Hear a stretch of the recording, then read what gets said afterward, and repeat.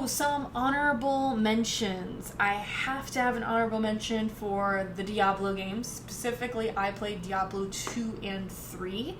Those were, again, games that I thought would be too difficult for me. Like, I couldn't manage it, too much stuff going on, but I played them with other people, and I played them on my own. Found it really enjoyable.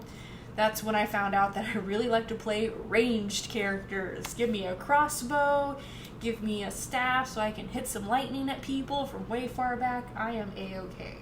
So that really got me into understanding kind of deeper RPGs than Pokemon, which is kind of, my first JRPG. So it really got me into understanding more games like that, and it was really enjoyable, and Diablo, it's just pretty solid. Like, it can go a little off the rails sometimes, a little too much maybe sometimes with the expansion, but I like it. It's really solid. Another honorable mention has to be Animal Crossing New Leaf. Now, even though I talk about New Leaf a lot, it didn't make the list because I actually haven't been playing it that long. I think I've been playing it since like 2013 or something like that. I hadn't played any Animal Crossing games before it. Stardew Valley is like exceptional, so that's why it, despite being so new, is on this list.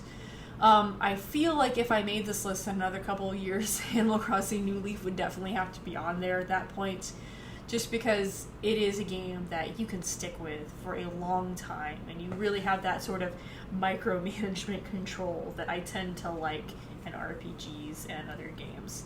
So I think maybe in the future, it would definitely have a spot on there. Really solid game. Next honorable mention is going to be for RuneScape.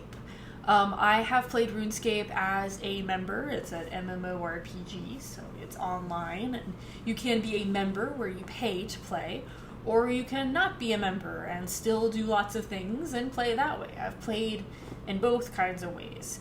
RuneScape's another one of those things that's like a little too big for me. There's a lot of stuff going on in there, but I really enjoy RuneScape. I like the limited things I can do.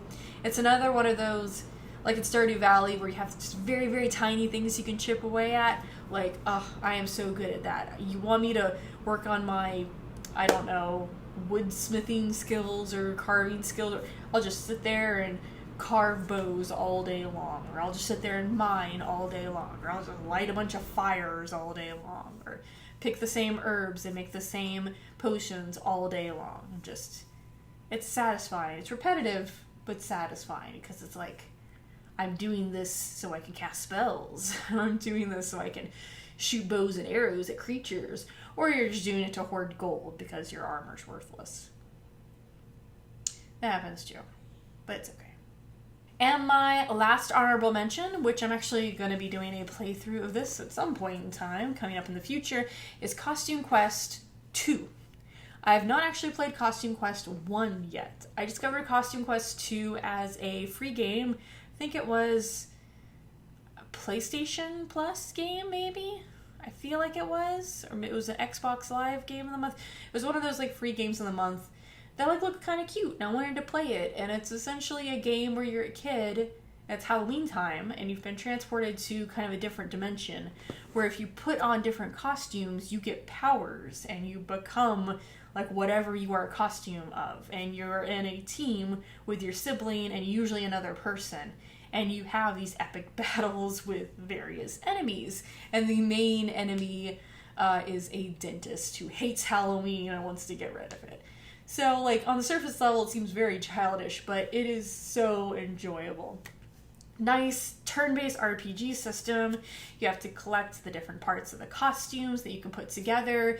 You can change up your costumes and have them different colors and do different power-ups. You get to decide who's wearing which one, so it's kind of like that Pokemon thing again of choosing what type to have. There's different elements in battle, like if you're fighting a monster type or if you're fighting more of a tech type. There's maps, different places to explore, different things to find, and very good replay value. I have played it 2 times? I'm not sure. I've played it at least twice, maybe 3 times at this point, because I was trying to get different achievements. So first time, I was just like, that was crazy. I played it in 2 days. that was great. I really enjoyed that. And then I saw the achievements you could get, and it's basically by making the game harder or by collecting more stuff that you didn't see the first time.